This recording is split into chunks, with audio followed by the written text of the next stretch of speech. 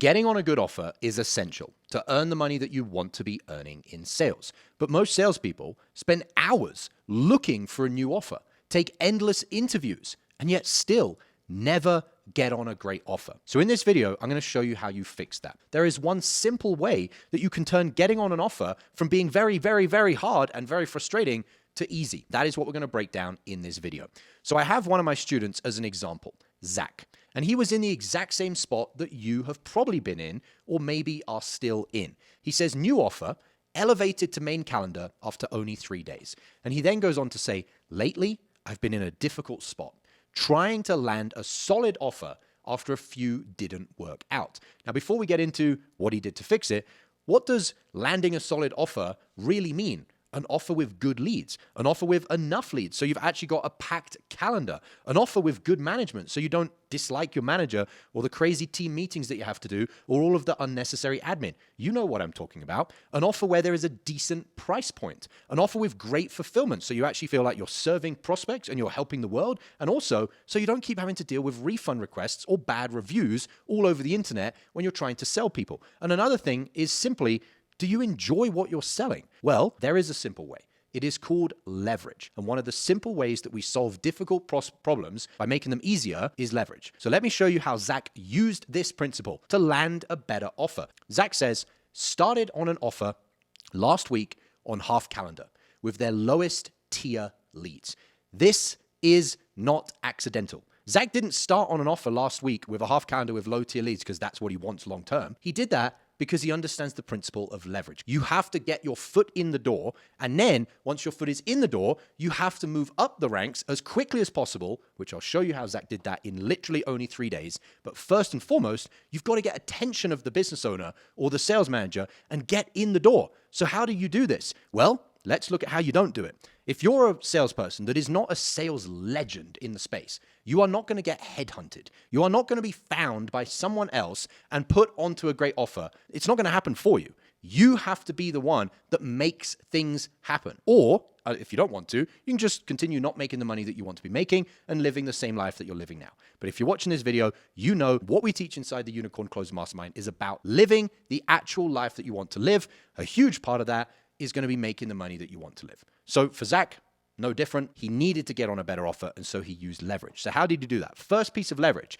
Instead of going to the business owner and saying, you don't know me, I don't have an amazing track record, because like most salespeople, they just don't have a great track record. Hence, they join a training or a mastermind to fix that. While you're fixing that and while you're training, you still need to get on a better offer. So instead of going to the business owner and saying, hey, give me a full calendar, which you're paying for all of those leads, you're risking everything, not only paying for the leads that I then could not close, but also not earning the money, which is known as opportunity cost, that those leads could have generated. Meanwhile, as a business owner, you still have all of your expenses. How about you go to them and say, hey, I know my track record is not great, but I'll prove it to you by just giving me a half calendar. How much more easy and convincing is that to the sales manager or the business owner? Nothing changed in regards to your current status of your performance, your track record. You're just using leverage. It's the same as lifting a heavy object. You're not actually any stronger. You're making yourself seem stronger by using something like a crowbar to open a door or something to lift something heavy that gives you more of a lever arm. Second thing that Zach did to get more leverage, with lower tier leads. Instead of going to the business owner and saying, hey, you've already got a good closer. I want to replace that closer. You don't know me. I don't have a great track record, but I'm definitely certain that I could outperform them. Give me all of your best leads. Not only give me leads that you're paying for, but take them away from the closer that's currently doing all right and give them to me instead. Give me your best leads that are generating the most money for you, that have the most opportunity cost. But the crazy thing is most salespeople don't understand this, hence why they spend hours looking for a good offer. Then they find some offers that they're looking for, and we'll explain why they don't find lots of them here in a minute. And they take a bunch of interviews and still never get on a good offer. Because when you're on the interview, you're competing with everybody else. One of the ways that you compete is raw strength. In other words, can I lift more than you? Do I have a higher close rate than you? That's one way. But another way is leverage. Can you turn the tables in your favor? These are the different ways that you do that. So Zach said, I'll take lower tier leads. Now, there's a really important caveat to this. You are not going to be able to enable or act on this leverage if you think when you take a half calendar or low quality leads that you're not going to succeed. You're not going to go and take a bad calendar quantity and bad quality of those leads, if you know that when you get on those leads, you're just going to do a dog shit performance. So the caveat is very important. You're only going to be able to use this leverage in your favor if you then know, I've backed myself. I'm currently training and developing at the level I need to be, putting in the work, showing up, probably have a mentor that's showing you what they've already accomplished that you want to now figure out. And therefore, when you are negotiating your different leverage positions, you feel certain, you feel confident, you're actually willing to make that trade because you know it's a short-term trade, but in the long term, you're going to come out on top. Zach was obviously perfectly comfortable in making that trade because he's invested in himself to get mentorship, to get training, to get internal mastery training, to get scriptless selling training, and to actually have a higher set of standards for himself that he's upholding himself to. So therefore, this trade, this betting on himself, or we could say putting the risk off of the business owner and sales manager's shoulders, putting it onto him, was something that he was willing to do. And this is why. So let's go a little bit deeper. Zach then goes on to say, after my first 3 calls conducted, 3 calls, 3, over 3 days, the offer owner reviewed one, and sent me a message saying, I was really impressed with how you showed up, how you were sounding, the questions you were asking. I loved how it just felt so natural. All your questions were based on exactly what she said. The business owner goes on to say, your next batch of calls that start to come through from pretty much today onwards will be super qualified. So the third piece of leverage that Zach had, number 1, was taking a half calendar. Number 2, lower quality leads. The third piece of leverage that Zach had was not trying to prove to the business owner, the normal way salespeople do it, over days or weeks or months of performance, I deserve the better leads now. I deserve a full calendar now because look, I've done it that day, that week, that month. That's one way to do it, but it's very slow. And every day or week or month that goes by, if you're not on a great offer with a fuller calendar, with better quality leads, selling something you enjoy, with management that you don't despise, you just are losing money. You're literally flushing money down the toilet. Let's put a number on it. If a good offer, getting on a better offer, could make you $20,000 a month, and you're currently making $5,000, you're losing $15,000 a month by not getting this fixed today.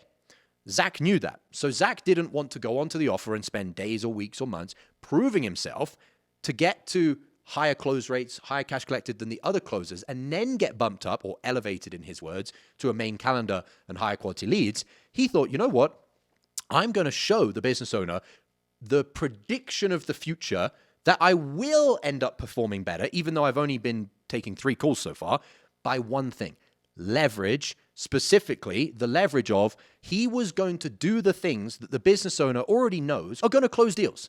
And he also did things that the business owner was going to see and go, this is different. Not only is it better and has a higher probability that it's going to close people, it's also something I don't currently have access to. And people want access, especially business owners that are looking at everything numerically and thinking profit, loss, profit, loss. They want access to an unfair advantage in their repertoire. So specifically what I'm referring to is Zach came in and he showed up differently. He sounded different. The questions he was asking were different. He was feeling natural as opposed to fake, robotic, and forced. And all the questions he was asking were based on exactly what the prospect said. Compare that to what most salespeople are doing. What are most salespeople doing? They're not really showing up. They're half-assing it. They sound exactly the same as everybody else. Fake, disingenuous, robotic. Questions they were asking are the same goddamn questions that every other salesperson on the interviews, on the offer, that the business owner has ever experienced are all asking because it's mass market cookie cutter products and it doesn't feel natural. And the questions that are being asked have no relevant context based on what the prospect is saying. As a business owner who is experienced in business or who simply has a higher level of understanding of what closes deals, what sells people, what are they going to do? What they are going to do is go, let me give it time. Let me see the results over time. I'll give this guy a few weeks. We'll get him ramped up. We'll see what happens. And then once I have the stats, then I'll make a decision. Zach didn't want that. Unicorn closers don't want that because they do not want to be losing money every day, week, and month. So Zach came in and thought, I'm not going to play that game. I'm going to play a different game. I'm just going to come in and show this business owner, these are the things that are obviously going to be more effective than what other closers are doing. Plus, I'm actually going to stand out. That is a principle known as the signal to noise ratio. Everybody else is noise, background noise. It's like the white noise that you hear. The signal is, oh, this is different. This stands out, immediately getting the attention of the business owner or the sales manager. That is what Zach did. And the result is your next batch of calls that start to come through from pretty much today onwards will be super qualified. Now, I've said all of this to you, but what about Zach's opinion?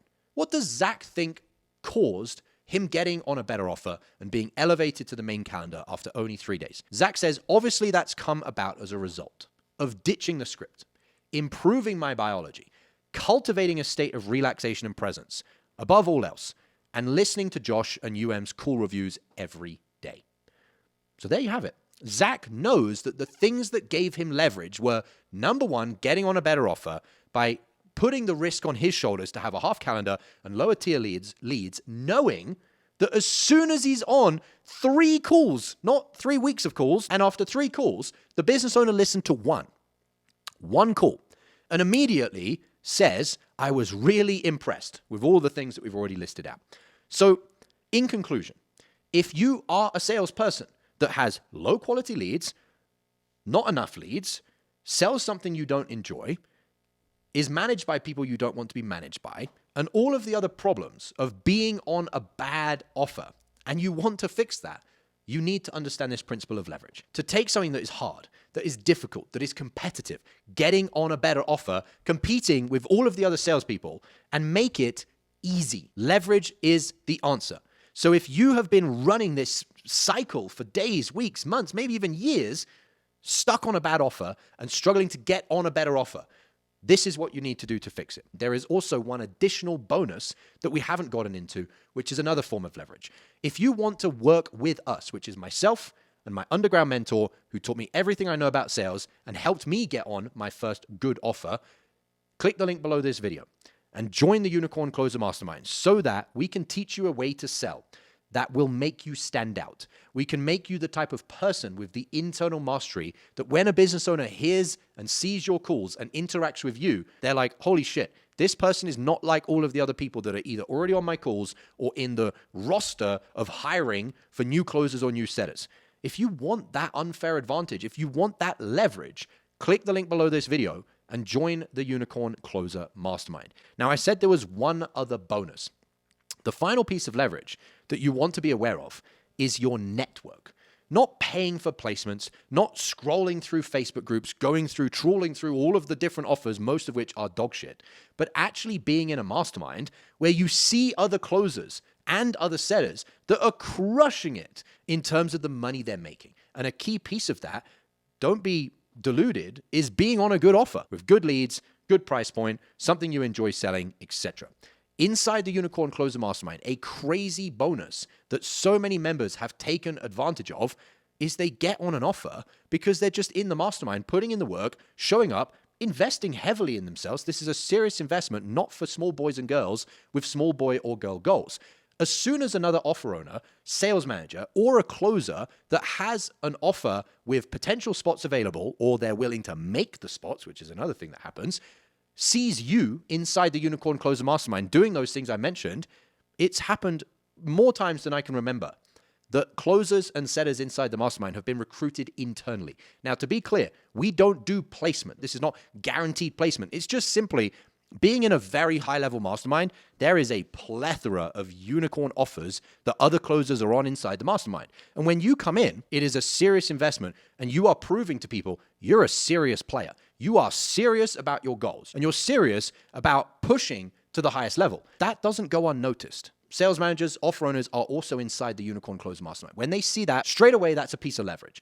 Then you start showing up and they see, wow, this person's always on the training. They're always asking questions. They're always showing up inside the mastermind, posting questions, posting results. Boom. All of a sudden, you get headhunted from inside the Unicorn Closer Mastermind. I could list out names of people that are now printing money as a high-ticket closer or as a setter because they've been recruited internally by another closer that said, hey, you're crushing it. Why don't you come and join my offer? I'll put in a good word.